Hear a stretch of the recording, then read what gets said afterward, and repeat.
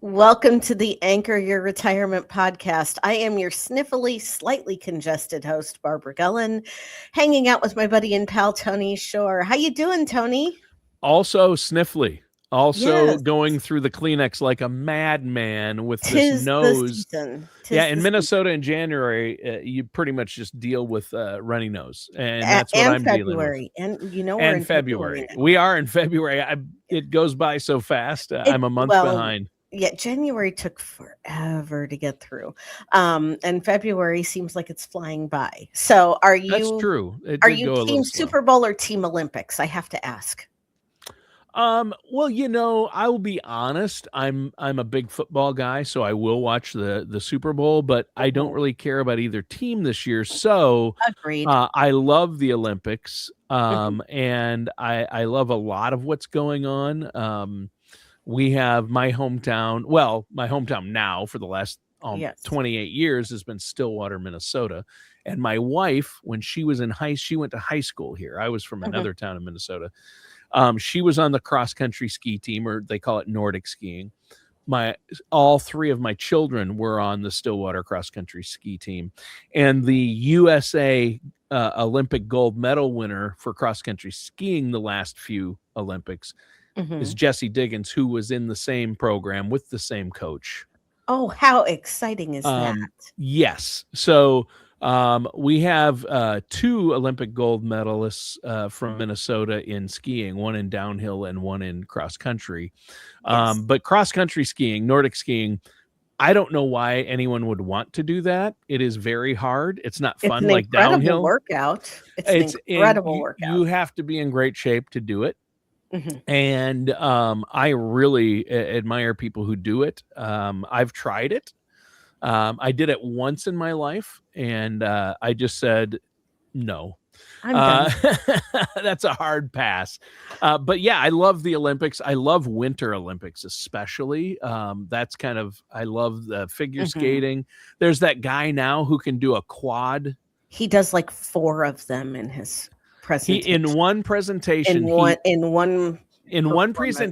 actually, in his career, in one presentation, he landed 7. Oh my goodness. And no one has ever even come close, right? Yeah. Most people can't land one or do them at all, even gold medal winners. So I can't say I have ice skated in the past. I have never skied, believe it or not. You've never went skiing? I have never been skiing. Oh, downhill skiing is so much fun. I haven't been in My years. fiance keeps telling me that, and I'm like, okay. It's hard, but and you're a young pup yet. I'm a little older than you, so you're young yet, so you might still be able to. But if you've never been downhill skiing, that's a sport where you really need to start young, and then you can enjoy it more and get better at it. It really is a lot about leg muscle strength and there's certain muscles you use in downhill skiing that if you've never been downhill skiing and you wait until later in life, it can be pretty rough. And I have told him if he wants to go skiing, I will very gratefully and gladly be his lodge bunny and have the hot cocoa waiting when he gets in. Yes. Yeah. And those ski lodges are fun. They're cozy. Yes. People are in good moods. I love hanging out in the lodge too. I'll ski for a little bit and then I'll go into the lodge and I'll go, I'll be in the lodge drinking cocoa. By the big fireplace. Yeah. Enough about recreational activities. Yes. I'm excited about the opening ceremonies. I heard that there are going to be countries that are the parade is going to be in 6 different locations. What? The parade of athletes. Now, yes. When does this start? Today, yes, tonight is Friday. The opening ceremonies. Friday, February 6th is when we're recording this, and this is the opening ceremony. And right? I think it's probably already going on, and we are going to see a delayed broadcast. Oh, for sure, in prime time. Yeah, because it's in Milan or and Cortina.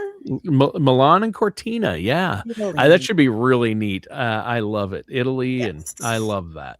Italy is beautiful. Yeah. So, but nobody called or is listening today for a sports show as much as we could divert to that. Well, it's the Olympics and the Super Bowl hitting the same weekend. Yeah. Yes. That's a big deal. I'll be watching the Super Bowl for the commercials. But same. You and I are both a little sniffly and have a touch of a cold. Yep. There are a lot of investment portfolios out there right now that caught a cold these last couple of weeks too. I don't know if you've noticed.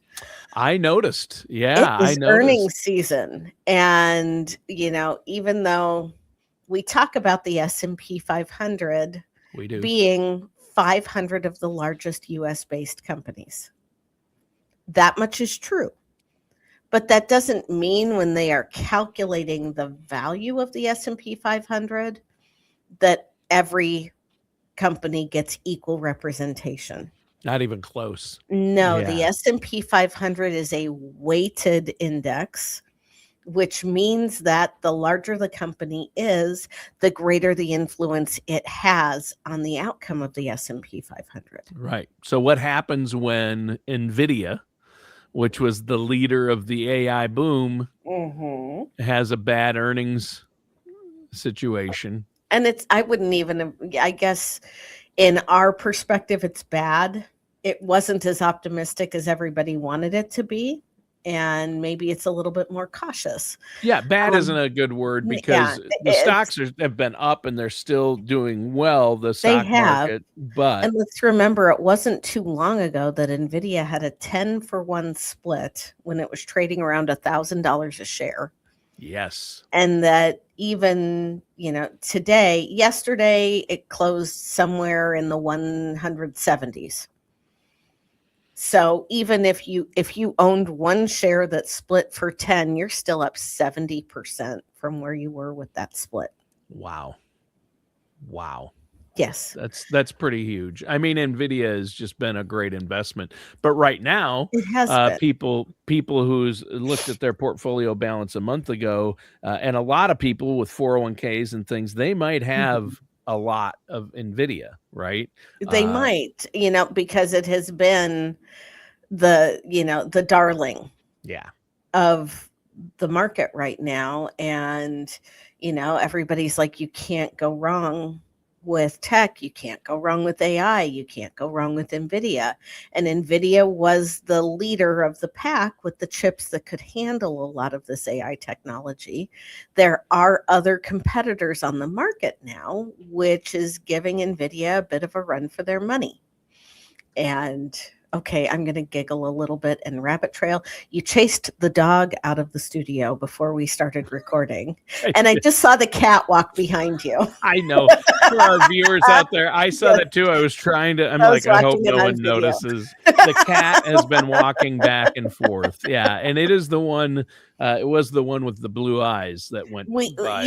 If nothing else, Tony, we keep it real here. So just give it credit for that. We do. My point is, and the point that we've kind of been talking around is, your portfolio has probably had a bit of a pullback since the beginning of the year. And this is a normal part of the business cycle. We are in a midterm election year, ladies and gentlemen. I hate to break it to you, but in the 21st century, you've heard me say this on, I've lost track of how many podcasts. So far, the midterm election years have been our most volatile years in the stock market. The market does not like uncertainty and instability. Not knowing what's going to happen with those midterm elections creates a baseline of uncertainty. And so when we have anything else that rocks the boat a little bit, whether it is a less than Pollyanna-ish earnings call on NVIDIA, or two countries in the Middle East deciding that they're going to throw things at each other because they can, or instability in other parts of the world, that is going to amplify the volatility that we normally see. Yeah. And I've heard a lot of the wisdom. In fact, I saw in person Brian Belsky yesterday. And I saw that he was up there. Yeah. And he, for those who don't know, he's one of the foremost Wall Street minds right now. And is an eternal optimist. He is an eternal optimist, but even he's like, okay, this year, he said this year's going to be up. It's going to be good, but it's not, you can't Don't let the last 3 years fool you. No. And even he's saying we're going to see volatility. A lot of people like Keith Gangle, one of the head senior portfolio managers at Gradient Investments with like 9 billion plus under management. He said, yeah, I'm really positive about this year. The outlook looks good, but there's going to be volatility. I wouldn't doubt a correction. The AI thing settles, NVIDIA up and down, earnings, they really focus on earnings, and that's what really matters, because that's what the market is companies' profits and earnings. And, you've got to filter out the noise, but the noise can affect the market on a daily basis. That's the other thing, right? And the noise gets amplified because we have a 24-hour news cycle. Oh, the 24-hour news cycle is the sky is going to fall.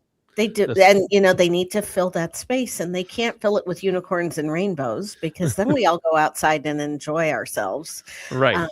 It's bugging me that I'm sniffly, because we could be close to 70 degrees here on Monday. So amazing. After below zero temps. After sub-zero temperatures, I will take insane. it, and I will take my walk outside, and I will do it with the mixed emotions of joy and happiness. Yeah. I talked to a guy in Texas yesterday that last week, it was a week or two ago, it was single digits in Texas, 5 degrees, record low.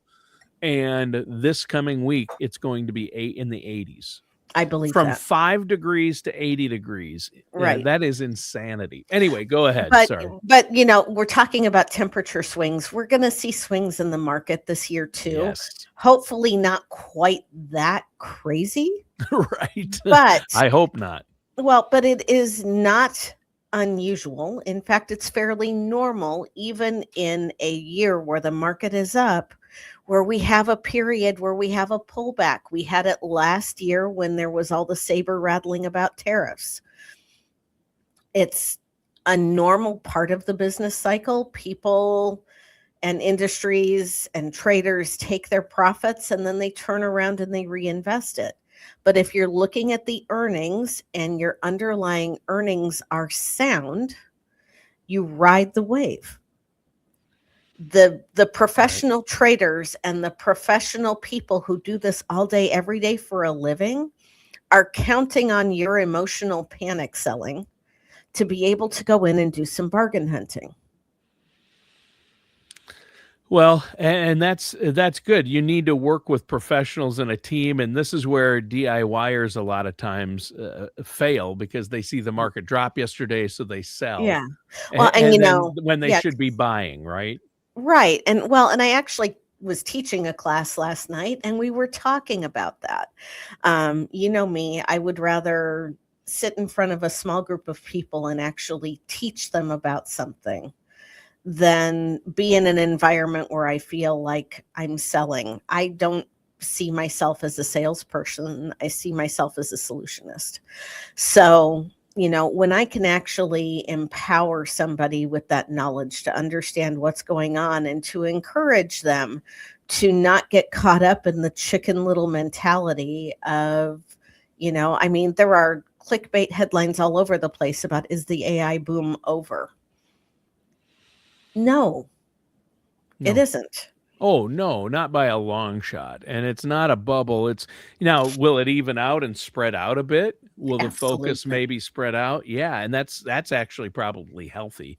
Right. That it's not going to be it's not just NVIDIA as part of the AI boom. It's going to spread out. It's going to change. There'll be some ups and downs, but it is, not only is it here to stay, I think we're at the tip of that iceberg. I mean, because of the advances and their building. Everything is going to be changing so rapidly. It is. That, it's, if you put all of your eggs in one basket, you can, if it works, great. And for those of you that bought NVIDIA 2 years ago, you have been on one heck of a ride. Yeah. But my advice to everybody is that you don't want to have that isolated single security risk.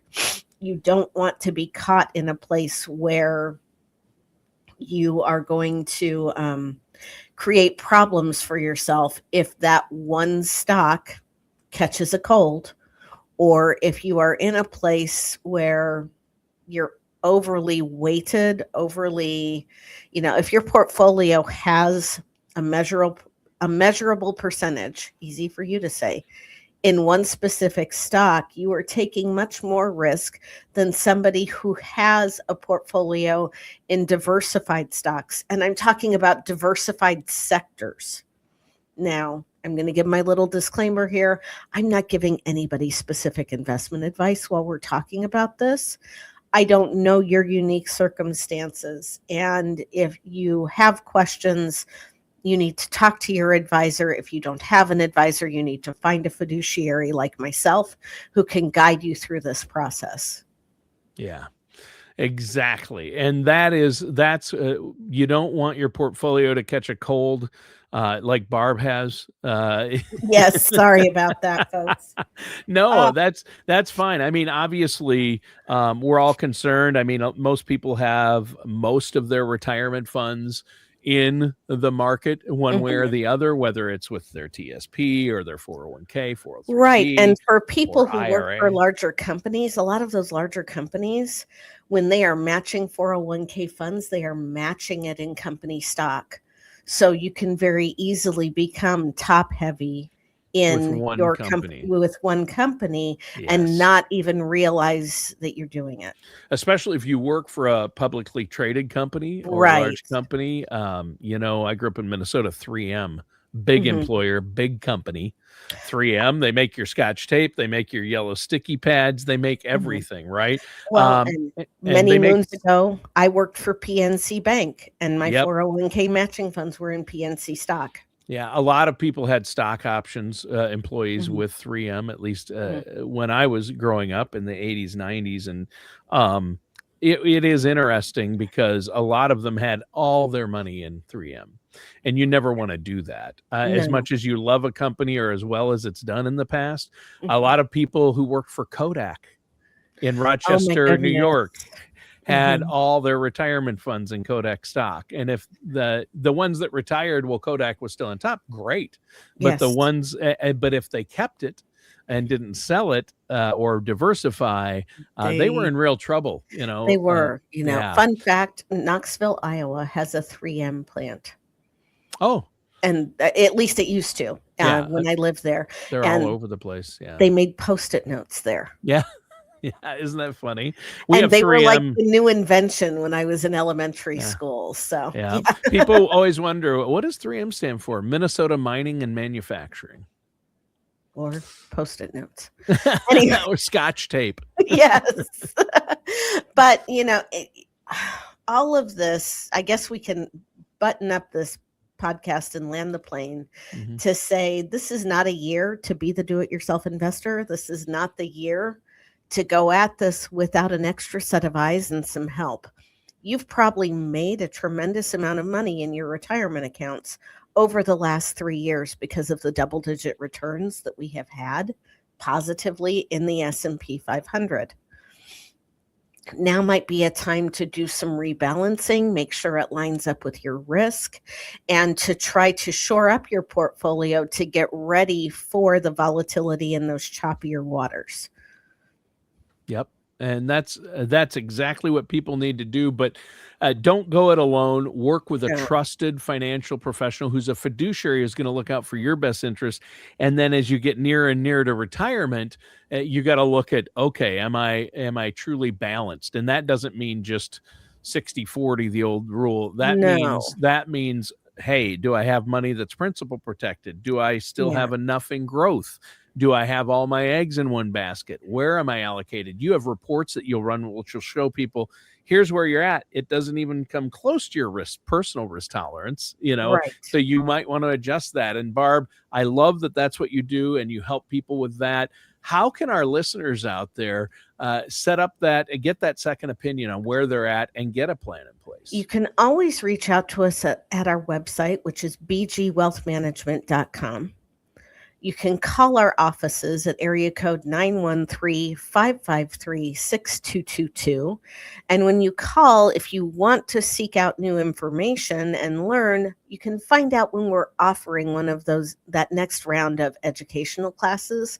Like I just finished teaching last week, we can get you enrolled in the class and you can get a good knowledge foundation so that when you are talking to an advisor or a fiduciary, you have a better idea of what questions to ask and can get a bigger picture of what retirement really looks like. Yeah. And I think that's great. And if they want to call, give that phone number again. Sure. It's area code 913-553-6222.